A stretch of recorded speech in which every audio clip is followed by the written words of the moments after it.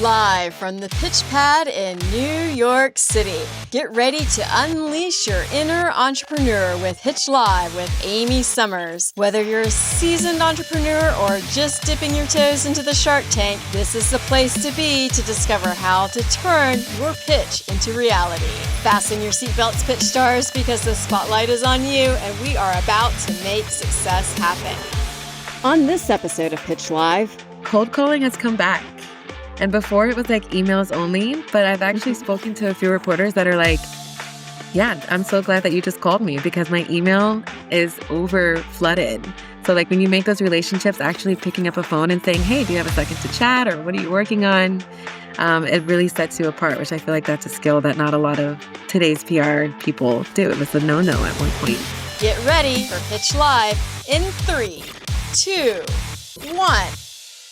Welcome to Pitch Live. I'm your host, Amy Summers, founder and president of Pitch Publicity and Vox. I'm also a hardworking entrepreneur who is passionate about helping you reach success in any area of your life. And I know that's possible after decades of experience in perfecting the pitch and enhancing communication skills, which is why I'm here today and joined by April Sosa, who is a former and forever pitch star, having interned with us at Pitch Publicity for, are you ready for this? 1 month, June, July, 2013. Can you believe that, April? Does it feel like a month? So I always said that that was my summer internship. So for me, it was 4 months. So I think officially you've done the shortest internship with Pitch because I don't think I would allow that now. But just for context. Because here we are 11 years later and we're still friends. So I know it's crazy. And just for context for everybody, April was on the beginning of this whole journey of building this internship mentorship program. We didn't even call it that then. We just called it Amy needed someone to do work for her really fast. We're the college students. I'm going to get more into your background, but just for fun, just to throw a curveball at you. I want to do a quick fire round of questions so our audience can kind of get to know you without me spelling it all out in your bio. So I'm going to ask you a few questions and give you 2 choices to answer. Don't think about it. Just the first thing that comes to your mind, give it to me. You ready? Let's do it. Okay. Tampa or Miami? Tampa. Okay. Marketing or public relations? Ooh. Well, marketing is kind of the umbrella over public relations, so I'm going to go with marketing. Okay.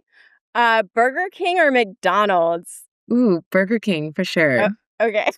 Good answer. Yeah. We'll find out. We'll find out why later. Okay. Newborn or 2-year-old? 2 for sure.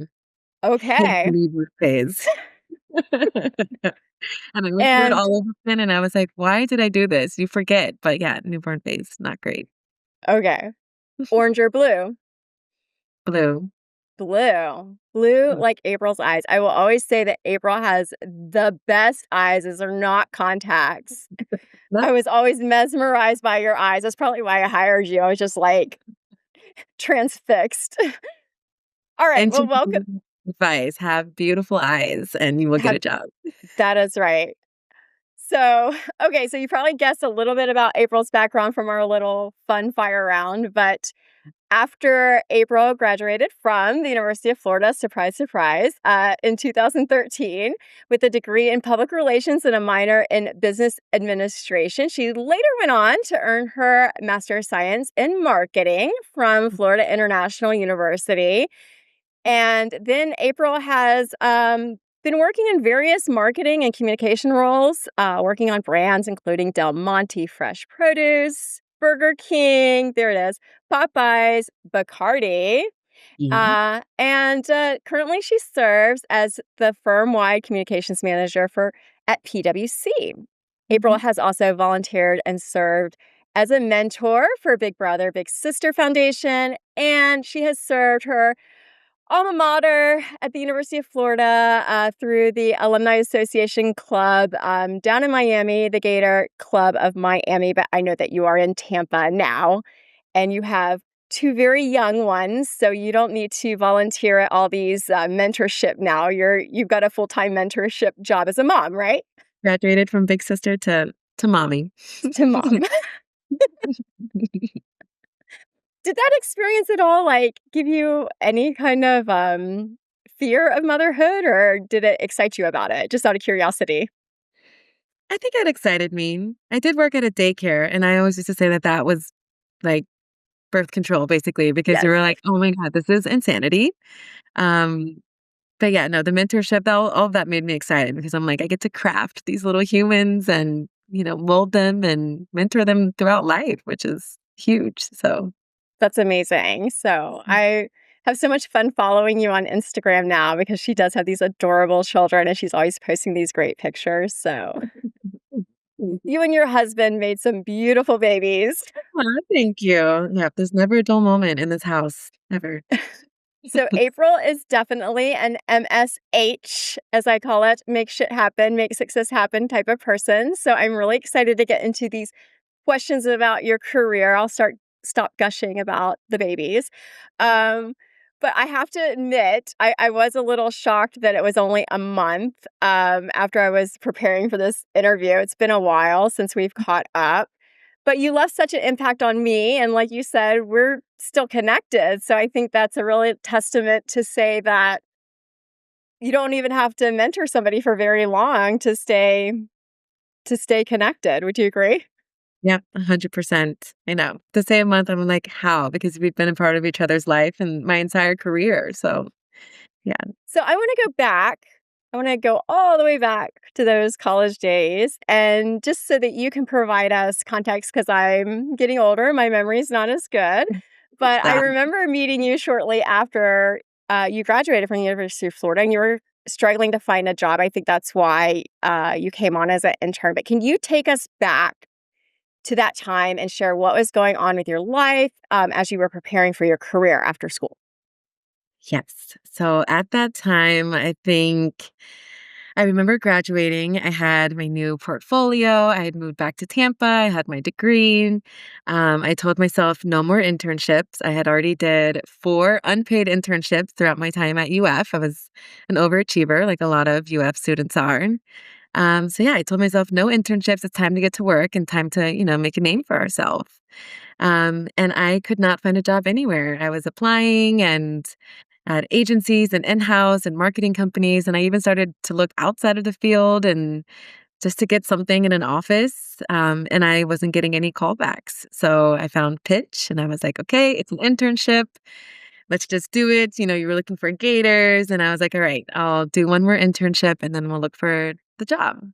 But I remember sitting with you at that Starbucks shop and like hearing what I was going to do. And I was like, this is not an internship. This is like the real deal. I'm going to be like an actual publicist. So yeah, after that, I was like, yeah, let's do it. Let's dive right in.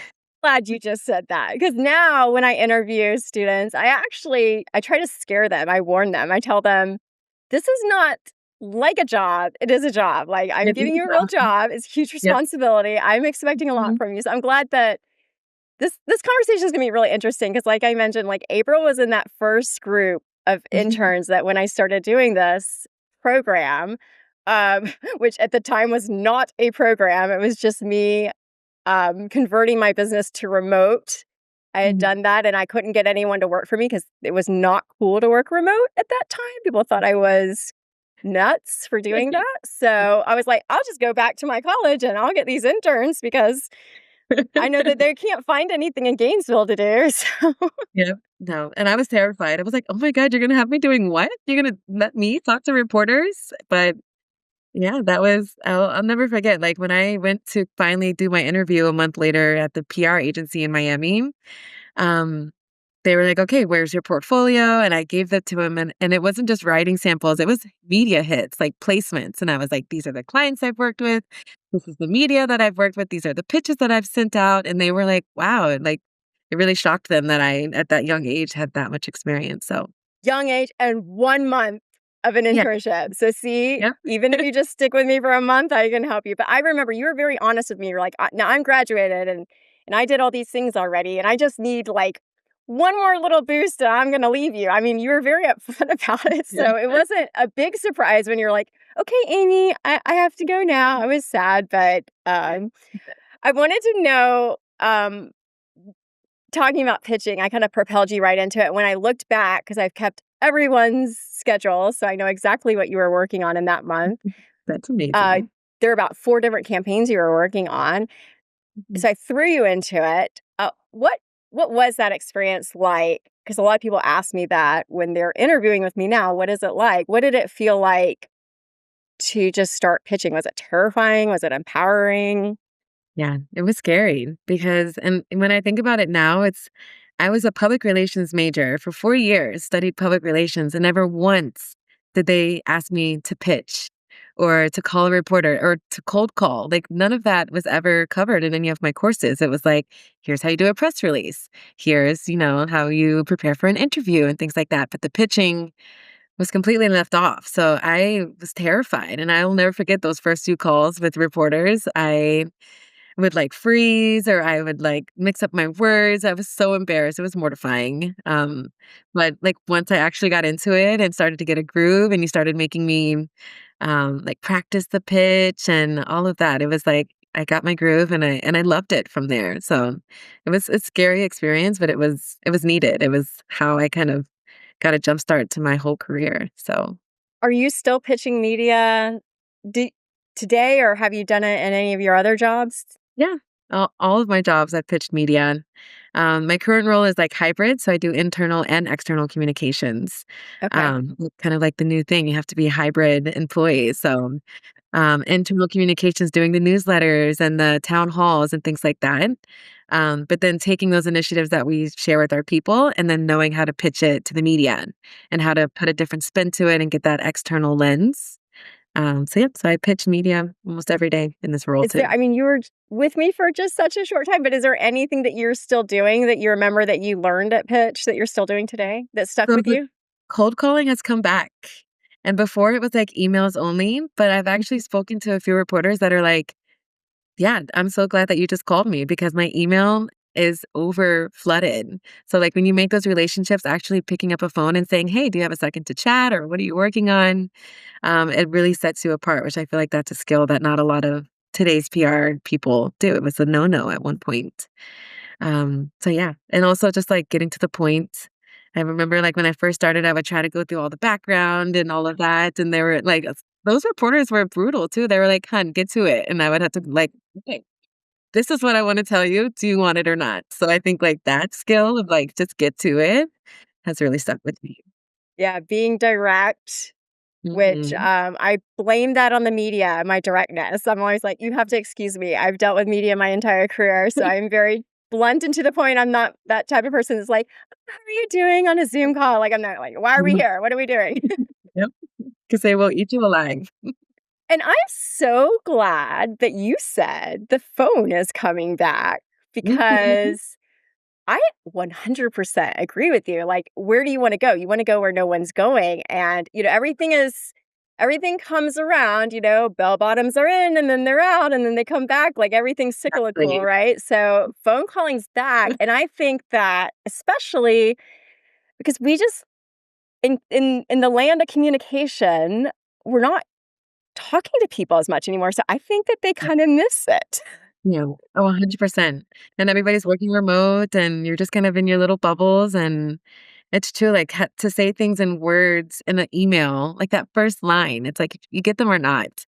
If you're on the phone, you at least get a few lines in, like, I don't know, kind of establish You that get a relation. better feel too. Like, you get a better feel if you're on track, and I think that if you Mhm. never talk to anybody and don't get that energy or feedback or somebody doesn't hang up on you or, like, whatever it is, like, you don't really get the real-time feedback because people can just ignore emails or they can say, "Take me off your list," or "This is not for me," but if you at least get them on the phone, you can get some kinda insight into, like, maybe how should I adjust this pitch? Yeah, 100%. And even then just, like, having that relationship with them afterwards, like, if it does go through and it does work, Mhm. like, you guys are kind of on that level. So when you do email them, they respond quicker, they're kinda like, "Okay, I know that person, I know her voice," like, it's just becomes an open door. Yes.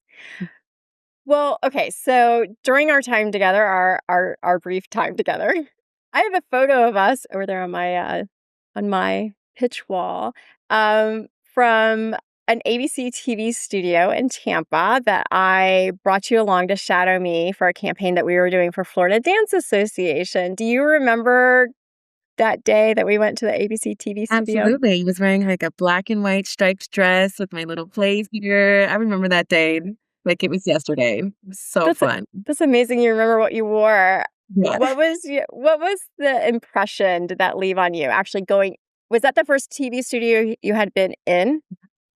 it was. And I was even thinking like they should take people like I left there thinking like I chose such a cool industry. Like this I get to be that person. Like I remember seeing you like talking to the reporters and they were so glamorous and so well put together and like the client coming to you, giving you a big hug, and they were ready for you to tell them where to go and what to say and like how to sit and all of that. And I was like, that gets to be me one day. And that made me so excited. It was like the holy grail of a PR and being a publicist. So yeah, Yeah, it I was think that's why I took you there because I remember my first experience of going into a TV studio and seeing what it's like, and then when you're pitching them on the phone, you have a little bit more of context around what their day looks like and what yes, they're dealing with, and you know why they're being rushed because now you see how their work environment is. yes. But it makes it real in a way. It makes what you're doing, and especially to see the end product of, okay, I pitched this, I booked it, and now here my client is on TV. Yeah. It was definitely like prime time. It's like, wow, this real deal. Like, this is not sitting in your living room, like using the phone and telling people pitches. It was like the holy grail. Yeah, that was really cool. Now, since our time together, you have built quite the impressive resume working on brands like Burger King and Popeyes and Del Monte and Bacardi. What are some of the biggest lessons or challenges you faced in the food and beverage or restaurant industry, I guess, would also be a vertical you were in? Some of the challenges, let's see. I would say it was less about the actual company that I was with and more of like the corporate world. Hmm. Um, I think a lot of the challenges with like these big brands and big companies is like red tape. Everything that you do, you have to jump through hoops and there's red tape everywhere you go. It's like there's no such thing as like that's where agility goes to die. Like at an agency, you can be quick and you can say like, "Oh my God, this is trending right now in the media. Let's jump on it." But at these big corporations, you have to you create something so creative and you jump in on it, and then you have to go through all the loops. You get the approvals. You have to go to legal to get it approved, and sometimes it gets Legal. Oh my gosh, it's the death yeah. of PR. Oh my god, they either shut it down altogether or they rewrite it into, like, some robotic, cold, like, formal statement, and that has been really the hardest part about being, like, in-house is, like, it's not as fun and you can't be as agile, like, in the media, you have to be both of those things, you have to be conversational, quick, so yeah, I think that's for PR Did tough. did you find yourself in any of those media publicity roles at those with those brands? Did you find that it was more reactive, like they focus more on responding to things? Because I'm sure things come up all the time when you're a big brand. Was there a lot of proactive pitching, or is it more responsive type of PR? It depends. So with Burger King, just the nature of Burger King and Popeyes, I actually ran their media inbox. So it was always reactive. Like the marketing team got to have all the fun and they would roll out the cool campaigns and the green burgers and things like that and then have fun with it. But then when the media came back because somebody's stool was green or because something backfired or an employee wasn't serving a police officer or there was a fight in the middle of there's always a fight somewhere in the like, there's a fight happening right now at a Burger King or Popeyes, I guarantee you. That's when they would come to my inbox. So that was always very reactive, and we had to be very formal and distance ourselves from that, and that doesn't align with our values and things like that. So that one was definitely more, I would say, reactive. But places like PwC and like Bacardi, even there's not a lot of drama that happens, and there's not customers coming into stores per se. Um, so you have more room to kind of There's not a lot of drama at Bacardi? No, no, not so much Like, actually. Yeah, not so much. okay. But yeah, Bacardi because you have a physical environment, a store, like anything can happen at these exactly. locations. I can Like see the that. stores and the bars. If you're like doing the PR for the bar, then you're in trouble. But for us, like in the corporate level, you're so far removed from that that's where like all the fun was pretty much. Now, with your experience across all these different industries, from spirits to food to corporate services now, what are some of the key elements that you consider successful for a really good pitch, whether it's media or internal stakeholders or leadership? Like, what are some of the key things that you're always trying to put in your pitch? Key things, I would say so we kind of touched on it, but like get to the point. I think a lot of times, like a lot of agencies, a lot of like if you're new, you want to explain everything and you want to like be very formal and give the background and put in hyperlinks and things like that. But at the end of the day, every reporter just like they want you to get to it. They want you to say it in simple terms, to be concise, being conversational. So whether you're pitching something to leadership or whether you're pitching something to a reporter, it's like how do I get to the point? How do I get to it as quickly as possible and still include like all the key points that you want to include, even if it's just like hooking them. Like, what's the hook? And then you worry about sharing the details and diving in and things like that. So that's definitely been one. And then I would say like the subject line is definitely very important. Um, I've learned that the more it reads like a headline, if they can like picture that headline in their publication, they'll take it. But a lot of times, like if you're in house, you always want to put PwC is doing this, Burger King is doing what, and like yeah, Bloomberg, they're not going to write a story unless it's a bad story. Usually, if they're not going to only feature you. They want to know like what are organizations doing and what are restaurants doing. Like being more big picture and doing like a headline sort of subject line. I find that to be more successful with pitches. Do you spend a lot of time trying to figure out the subject line? I do. Probably more than anything. And it's always something that gets forgotten too. Like when you go and you get your reviews and your approvals and all of that, subject line is usually never in there. But when I go and I actually am ready to click send, I think through like the reporter themselves and I'm like, wait, how can I actually make this more hard hitting and less PwC focused and less, brand focused and like what would they cover? Like what would this article really look like from a reporter's standpoint? I do the same thing too, and also, sometimes I'll look at my phone, how it shows up on my phone, because it's always a shorter Yep. than on the computer.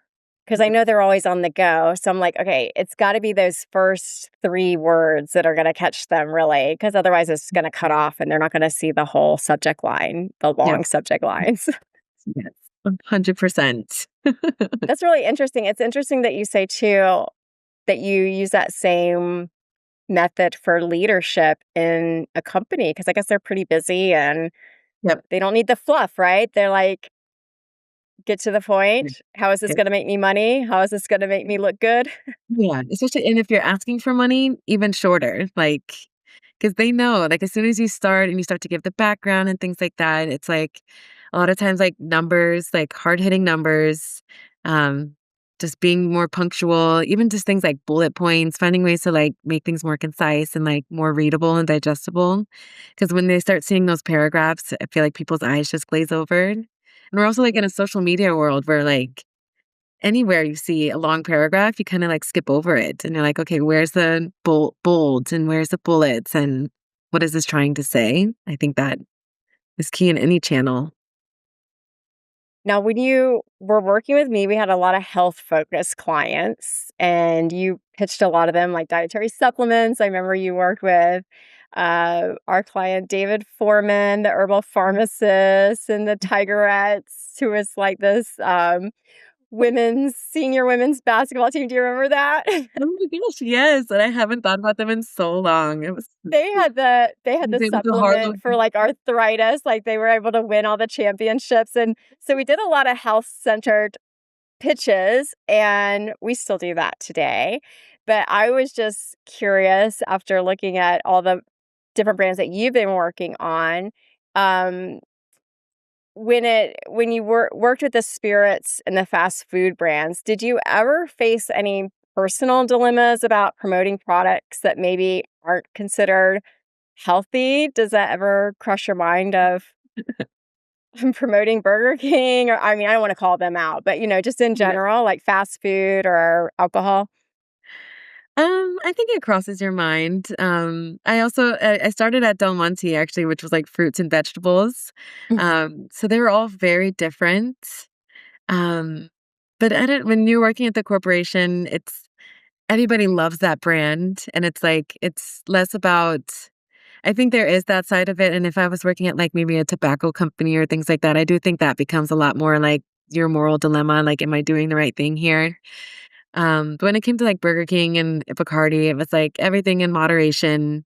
Like, who doesn't love a burger? Who doesn't love a cocktail after, like, a celebration? Like, they do find ways to, like, advocate for moderation in certain senses, especially with Bacardi. It was always, like, drink responsibly.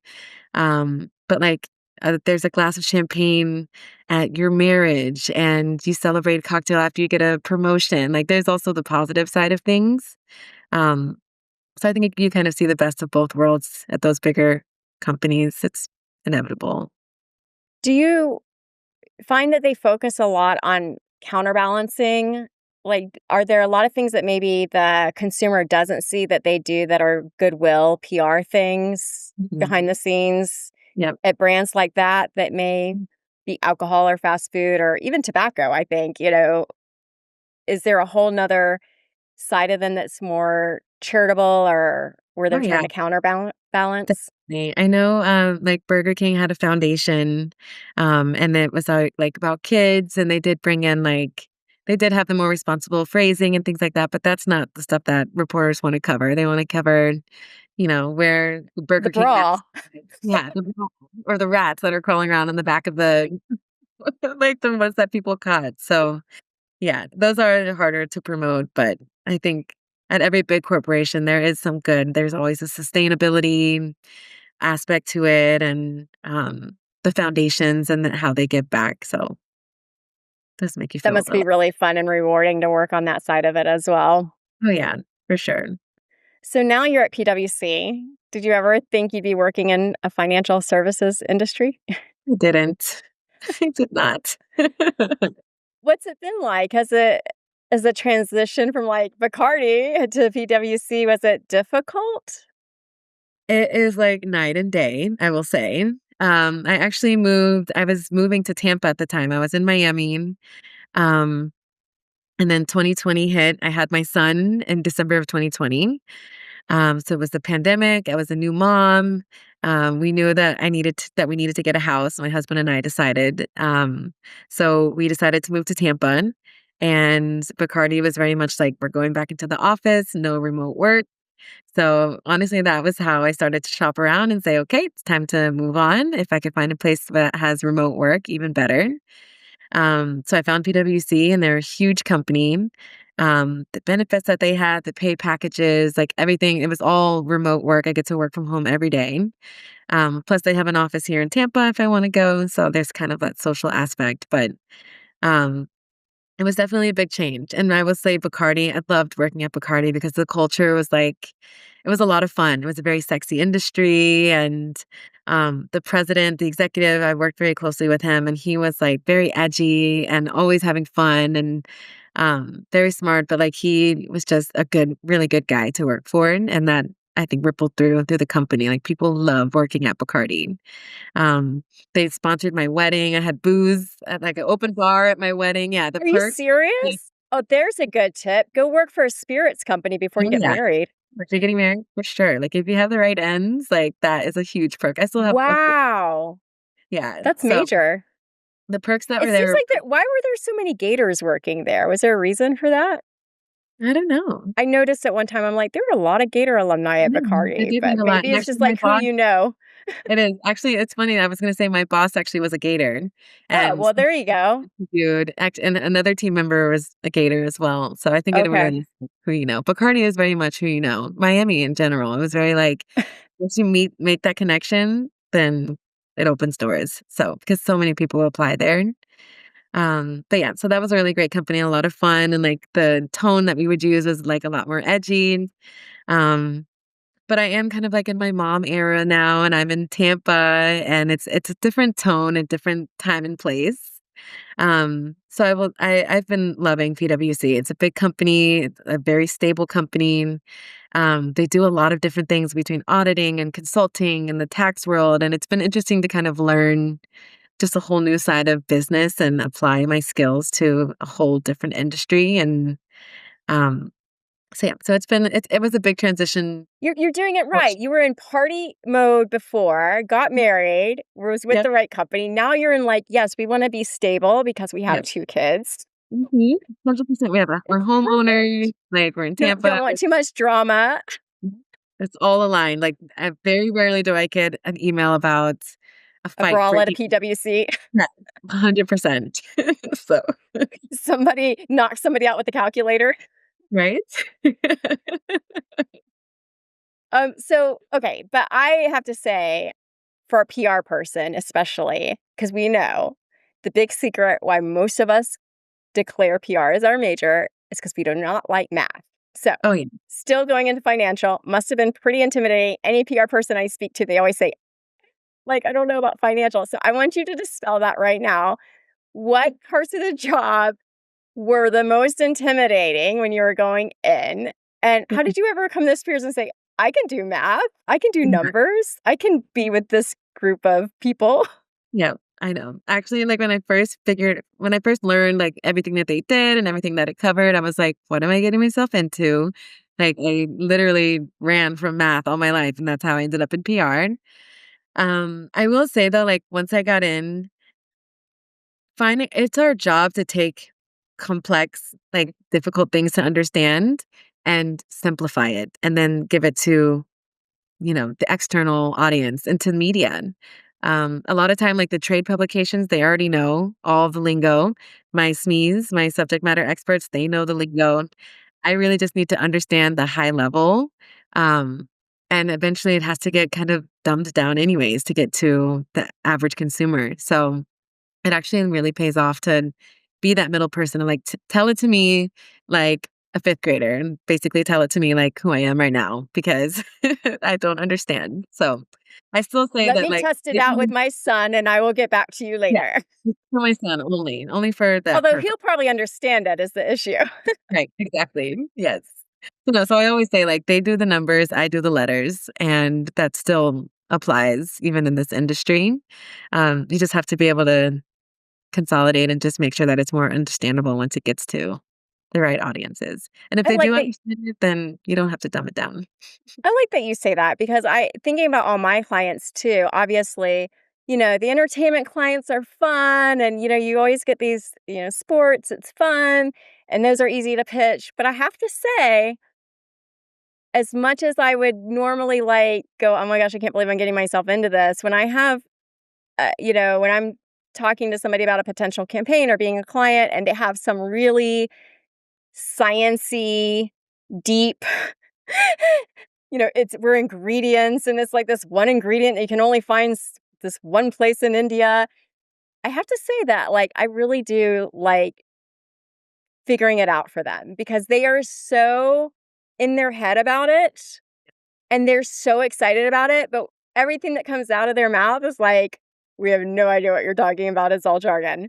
And then for me to have to figure out what they're saying and then relay that to an everyday person like me, and then it's successful, to me, that's the most thrilling of all. Just that you Yeah. can figure out the puzzle. Yes. It's like goal unlocked. Like I can Yeah. accomplish anything at this point. Like all the different fields that I've been in and now that I've been able to take this on and just learn, it's like, yeah, you can do anything. Yeah, when you can make science or numbers sexy, then it's like, I mean, it's easy to make Bacardi sexy. Just Yeah, get some exactly. bikinis and a beach and you're good. But making numbers and science sexy is very difficult. Yeah. It but is. very rewarding when you figure out how to do it. Oh, yeah. You also learn, like, in these types of industries, there's that niche too. There's Accounting Today, and there's Financial Times and Yahoo Finance. Like, the trades, like, they come to us for that expertise and to guide that. So it's like, not only is it like you can simplify it, but there's also like a small niche of reporters out there that like that's what they do and that is their whole job. So like when you learn to kind of tap into that and you build relationships with those reporters, um, you're like, okay, yeah, I get this. I can embrace this And field. it's almost easier to manage the trade media because it's less of them, Yes. and they really get to know you. And then I'm sure someone like a PwC, they're coming to you all the time for Oh, yeah. things because you're Even if very they don't quote credible. you. Yeah. Yes. Sometimes they don't even quote you. They just want you to explain it. They want an expert to say like, what is this company doing? But yeah, it's nice to like be that go-to. So Um, Now I have a lot of young people watching this podcast. Some are still in college. So I want to talk to you about this because I, I'm sure you experience this, but your resume doesn't show this. So I think your advice would be really good. A lot of people will focus their job searches on popular industries. Like I would say the top ones are sports, entertainment, fashion, because, it's just what you've been exposed to at this point in your life, right? And what you think would be fun. But you didn't go that route. I don't know if that was intentional or not. But how can someone expand their interest, and why is it important to stay open to different opportunities? How did you do it? Did you narrow in on something at first, or did you just say, I'm going to take any opportunity and kind of built your path that way? I would say it first started because of it was local. It was which headquarters am I near? So the Del Monte headquarters was there in Miami. Burger King headquarters were there, and Bacardi. Those are kind of like some of the big three headquarters that were there. But now that remote work is there, it's like it's even more open to like which corporations you can work for. Once I got a taste for like working in house at a big brand in corporate, I loved it. I was like, okay, I'm no longer on the agency side. Like now I get to call the shots and I get to, be the boss. Get to yell at the agency. Yes. So, like We need this now. 100%. Yes. This was not good enough, not to expectations. Send it back. So it was kind of like a local thing at first.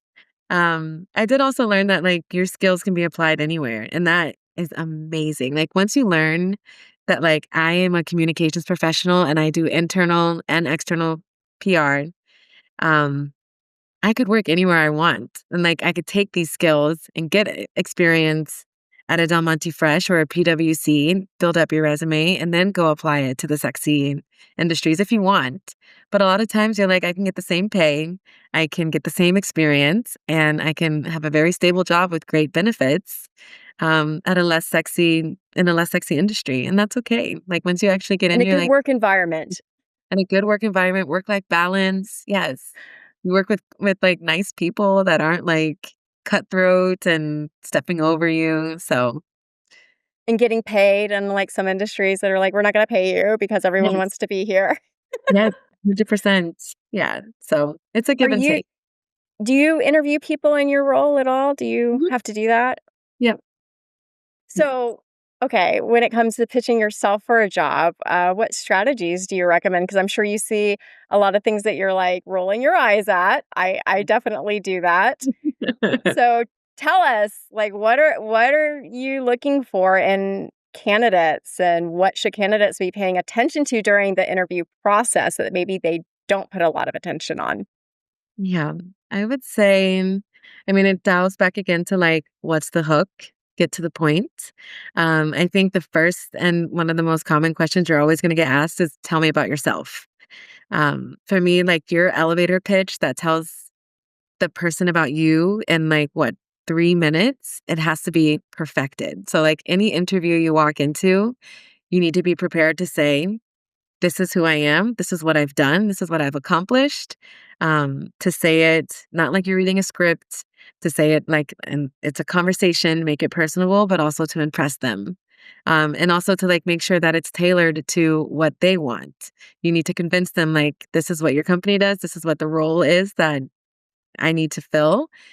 I've done XYZ, which also matches that description. So I think that like once you nail that, tell me about yourself, that about me, um, I think the rest of the conversation really just flows because then you get to pick and choose what from that intro that you dive into. And, you know, a lot of times it perks up their interests and they'll ask you about certain things in there. So I think that that is crucial to nail. And please, please research the companies that you're interviewing with, right? Yes.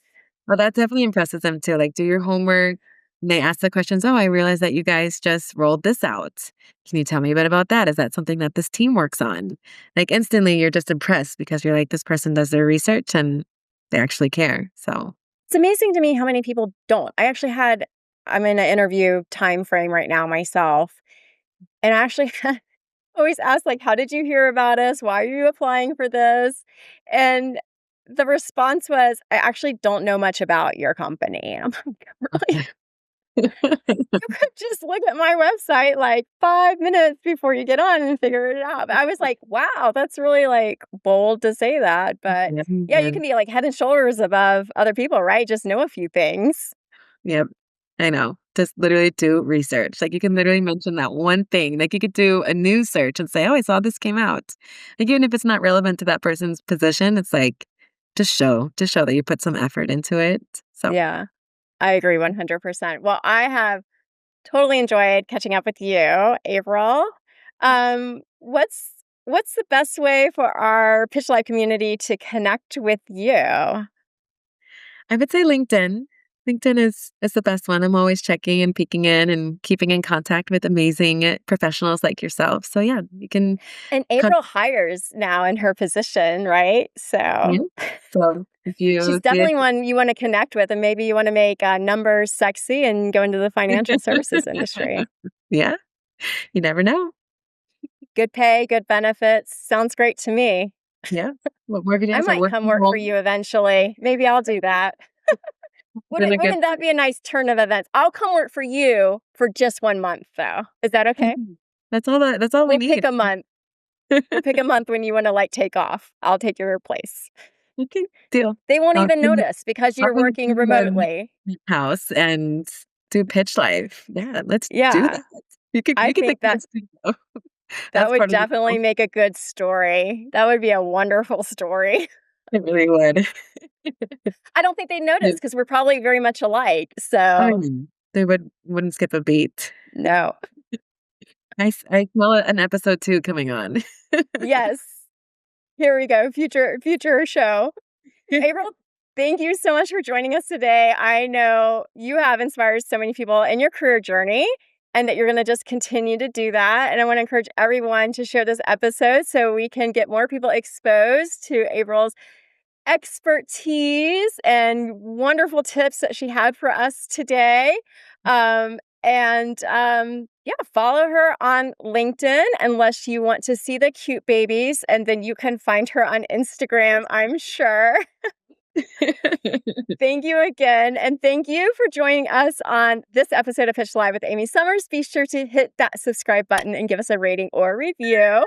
Your feedback helps us plan future episodes. I hope you were inspired today to get out there, pitch, not be afraid of numbers, Hmm. not be afraid of red tape. April has done all of it. And Yep. most importantly, advocate for yourself, make success happen. As a bonus, join us at enicbox.com where you can get motivated, hone your communication skills, and binge as much mentorship as you want whenever you need it. The link's going to be in the notes with all of my social media handles and April's. So let's stay connected. And April, keep MSH. I can't wait to see what rolls out for you next. The next Yes. challenge after numbers. Yes, I'm sure there will be something. Thank you so much for having me. This was so fun. Bye. Bye.